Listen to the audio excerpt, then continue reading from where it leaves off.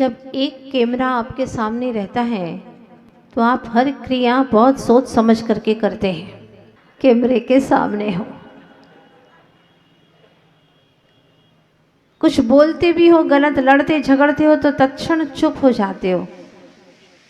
दुनिया में चला जाएगा मेरा यह जो करतूतें हैं अच्छी नहीं लगती हैं और चुप हो जाते हैं। एक बात कहना चाहती हूँ, जब एक कैमरा सामने होता है तो आप लोग सावधानी बरतते हैं तो अनंत अनंत अनंत ज्ञानियों के कैमरे आपके समक्ष है। वो सब जान रहे हैं कि आप क्या कर रहे हो, क्या करने वाले हैं, क्या किया। एक एक पल का ज्ञान उनके केवल ज्ञान में झलक रहा है। उसके लिए आपको कोई विकल्प नहीं है क्या? वो सब जान रहे हैं। ख्याल में होना चाहिए। आप अनंत केवल ज्ञानी के कैमरे में दिख रहे हैं। आप क्या कर रहे हैं, क्या सोच रहे हैं, सब कुछ उनके ज्ञान में आ रहा है। आचार्य भगवान का कहना यही है कि अपनी परिणति को सुधार, अपने परिणामों को सुधार, फिर तुझे किसी से कोई भय नहीं है।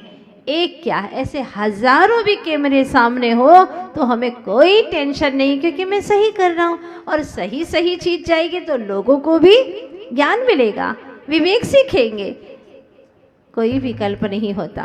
तो हम अंतरंग से ऐसा काम करें कि जिसमें स्वयं को भी विकल्प ना हो और लोग भी देखें सुने तो वह भी विकल्पों से मुक्त हो जाए। क्योंकि हमारे देश में, हमारे भारत में, हमारे देश में ही नहीं, हमारे जिन धर्म में, हमारे शास्त्रों में, जिनालय में जो आध्यात्मिकता की प्रमुखता है वो अन्य कहीं पर भी नहीं मिलेगी।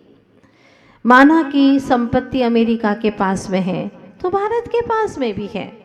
बुद्धिमत्ता अगर जापान के पास में है तो हमारे भारत के लोगों में भी है। अनुभव अगर चीन के पास में है तो हमारे भारत वालों के पास में भी है। अगर सृजनात्मकता जर्मनी वालों के पास में है तो हमारे यहाँ पर कोई सृजनात्मक कार्य कम नहीं होते। अरे बड़े बड़े ऋषि मनीषी हुए हैं जिन्होंने अपनी भगवत्ता का सृजन कर लिया है। अगर प्राकृतिक सौंदर्य स्विट्जरलैंड के पास में है तो हमारे भारत में भी कोई कम नहीं है प्राकृतिक सौंदर्य। और सच यह है कि हमारे ऋषि मनीषियों ने तो अपने भीतर का अद्भुत अप्रतिम प्राकृतिक प्रकृति का सौंदर्य, प्रकृति यानी नेचर, स्वाभाविक सुंदरता को देख लिया है और उसमें डूब गए हैं। ये सारी दुनिया के पास में जो भी हमारे भारत में भी कम नहीं है, किंतु भारत में जो आध्यात्मिकता है वो संपूर्ण विश्व में किसी देश के पास भी नहीं है। आज ये दृश्य देखने के लिए तुम्हारे बच्चे तरसते हैं जो बाहर में पैसा कमा रहे हैं। वो कहते हैं माँ इतना अच्छा लगता है, जब क्लिपिंग देखी हमने तो हमें इतना अच्छा लगा, वो दृश्य कितना आनंद आ रहा होगा आपको। मैं यहाँ क्यों जड़ धन कमाने में पड़ा हूँ, आप तो चैतन्य धन कमा रहे हैं और मैं जड़ धन कमाने में पड़ा हूँ जो यहीं छोड़ करके जाना है। पर आपने जो इन 9 दिन में कमाया है वो साथ में लेकर के जाने वाले हैं। ऐसी विशुद्धि, कई बार ऐसी पलकन आई कि वो शब्दातीत थी, शब्दों से गुथा नहीं जा सकता इसे। अद्भुत क्षण वितरागता की भक्ति के हर किसी को जीवन में नहीं मिलते। और यह आध्यात्मिकता, ये वितरागता की भक्ति बहुत कम मिलती है। ऐसे विचार भी कम आते हैं। एक बार एक भाई ने, जो जैन नहीं था, उसने जैन से पूछा ये तुम्हारे धर्म में लोग जय जिनेंद्र कहते हैं, किसी अपने भगवान के सिवा किसी और को मानते ही नहीं है, क्या बात है, ऐसा क्यों करते? देखो हम तो वहाँ भी जाते, वहाँ भी जाते, वहाँ भी जाते हैं।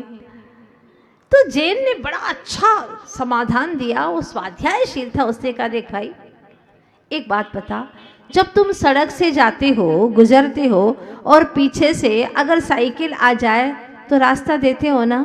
हाँ देते हैं, साइड दे देते हैं। स्कूटर आ जाए तो साइड दे देते हैं, कार बस आ जाए साइड देते हैं, देते ही हैं। हाँ, लेकिन रास्ते में एक मोड़ ऐसा भी अवश्य आता है जिसे रेलवे फाटक कहते हैं।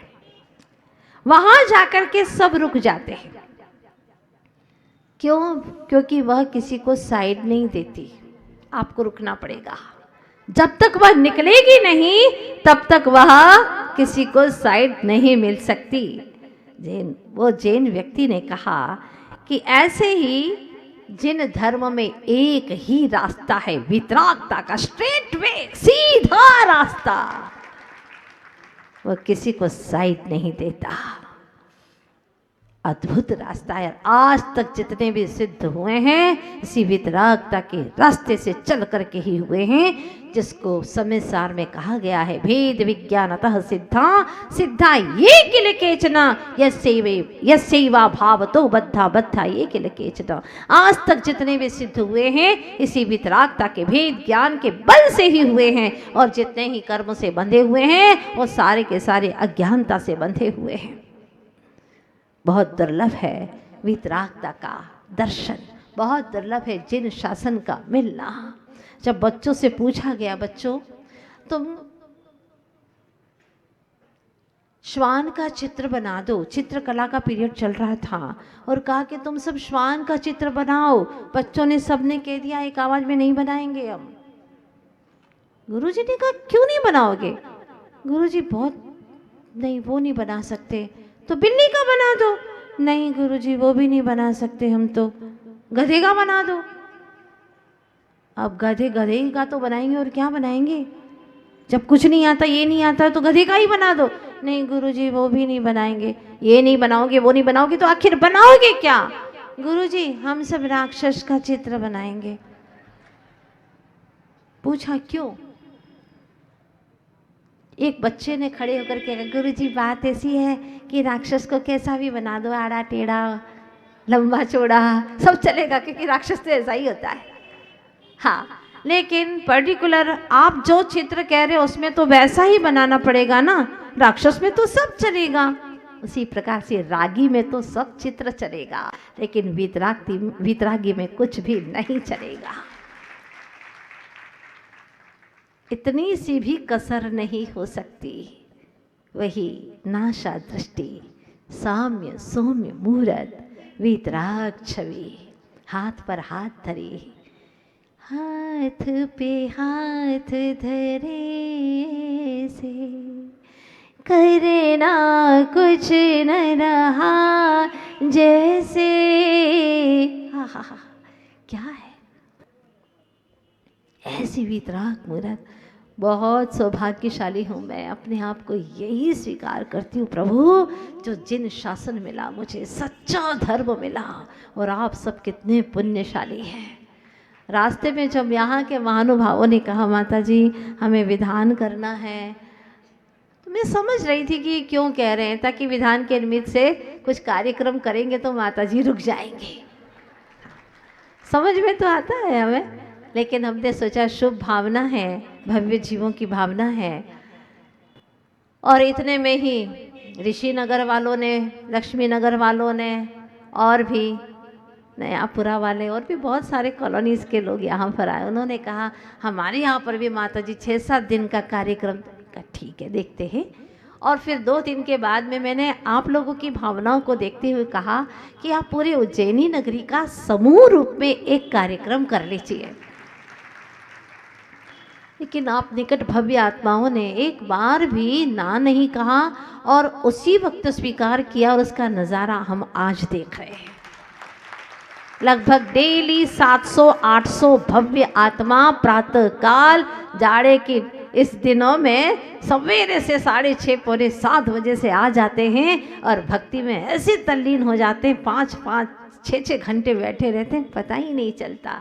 ये है मतलब भगवान की भक्ति में आप तन की सुध बुध भूल जाते हैं, खाना पीना क्षुधा तृषा को भूल जाते हैं। हे प्रभु ऐसी दशा इन भव्य जीवों की हो जाए कि क्षुधा तृषा आदि सारे 18 दोषों से विमुक्त हो जाए, और अनंत काल तक के लिए, साधी अनंत काल तक के लिए शाश्वत धाम में विराजमान हो जाए। वो पवित्र दशा आप सबके जीवन में आ गुजरे। बहुत अच्छा, कम समय में आप लोगों ने परिणामों की विशुद्धि का यह लाभ लिया, और सत्संग का और क्या फल हो सकता है? यही इधर उधर घूमना, खूब गाना बजाना कर लिया, लेकिन परिणामों में विशुद्धि ना हुई तो क्या काम का। लेकिन हमने देखा, आप लोगों ने अनुभव किया, इन दिनों में 9 दिन अखंड तत्व की प्राप्ति के लिए मिले आपको, और आपने अपने आत्म तत्व का स्पर्श किया। साथ ही मैंने सोचा अब गुरुदेव का आशीर्वाद भी चाहिए। भैया जी को दीदी ने समाचार दिया और वहां से आचार्य जी ने आशीर्वाद भी दे दिया सारे उज्जैन वासियों के लिए। तभी तो आप सारी कॉलोनीज के सारे महानुभाव यहाँ पर एक जगह पर एकत्रित हो गए।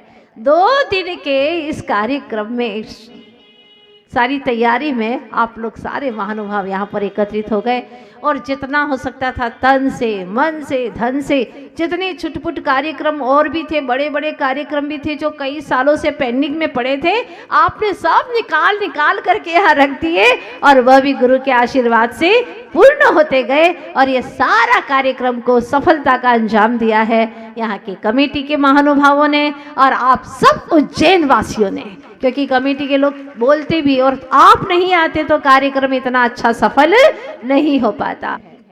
यही भावना करती हूँ कि हे भगवान, आज यहाँ पर आपकी भक्ति करके, विधान करके इन भव्य जीवों ने सातिशय पुण्य का उपार्जन किया है। अब ऐसा हो जाए कि ये सभी के सभी जीव आपके जहाँ साक्षात चरण हैं, अभी तो जहाँ ये विधान लिखा गया वहाँ ये विधान हुआ पहली बार, बड़ा ऐतिहासिक और आनंदमय ये कार्यक्रम हुआ है। लेकिन अब ऐसा हो, सभी भक्तजन भावना करें कि हे प्रभु, जहाँ आप विराजमान हैं, आपके चरणों में हम शाश्वत काल के लिए समाहित हो जाए, अर्थात सिद्ध हो जाए। बस यही मात्र हमारी भावना है, और बार बार ऐसे कार्यक्रम करते रहेंगे तो निश्चित तौर पर आप सबकी भावनाएं और विशुद्ध से विशुद्धि की ओर बढ़ती चली जाएगी। आपने अभी कम समय में 12-15 दिन का समय मिला, और उसमें आप लोगों ने इतनी अच्छी भावना भाई है। और भावना तो होती ही है कि इतना मिल गया तो चातुर्मास और मिल जाए। हाँ, सभी लोग भावना भा रहे हैं कि हमें इतिहास ऐसा बन जाए, हमारा यहाँ का चातुर्मास मिल जाए तो इतिहास बन जाए। ये सब गुरुजी के ऊपर डिपेंड करता है। आप बार बार आना जाना करेंगे तो एक व्यवहार होता है ना, अगर तुम किसी के पास में आते हो तो वो भी तुम्हारे पास में आते है ना। आप लोग कई बार हमारे पास आए, इंदौर में भी कई बार आते रहे, तो हमारा भी भाव आपके पास में आने का हो गया। इसी तरह से आते जाते बने रहेंगे, हर कार्यक्रम में आते रहेंगे तो हमारा भी मन हो जाएगा, और गुरुदेव आशीर्वाद यहाँ पर चातुर्मास के लिए दे सकते हैं। भावना बनाइए।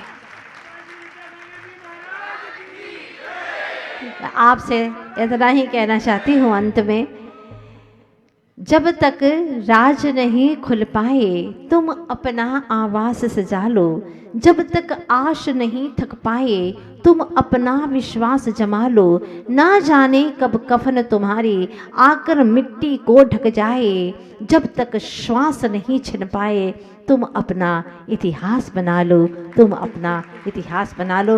वैसे उज्जैनी नगरी का पूरा पुराना इतिहास है वो औरों का है, लेकिन अब तुम अपना नूतन इतिहास गढ़ो, और ऐसा इतिहास गढ़ो जो हास्यपूर्ण न हो, जिसको पढ़े लोग, वो सभी सुने लोग, तो उनका गौरव से माथा उन्नत हो जाए। ऐसा कुछ कर गुजरो और इतने सक्रिय बन जाओ, जैसे अभी बहुत कुछ युवा यहाँ पर आगे आए हैं, और युवाओं को प्रोत्साहन दीजिए ताकि वो आगे बढ़ते रहें। जिस समाज में युवा आगे नहीं आते वो समाज प्राय मृत सा लगने लगता है। इसीलिए जहाँ युवा जागृत हो जाते हैं वहाँ सारे समाज में बहुत ही शक्ति का संचार हो जाता है, और अद्भुत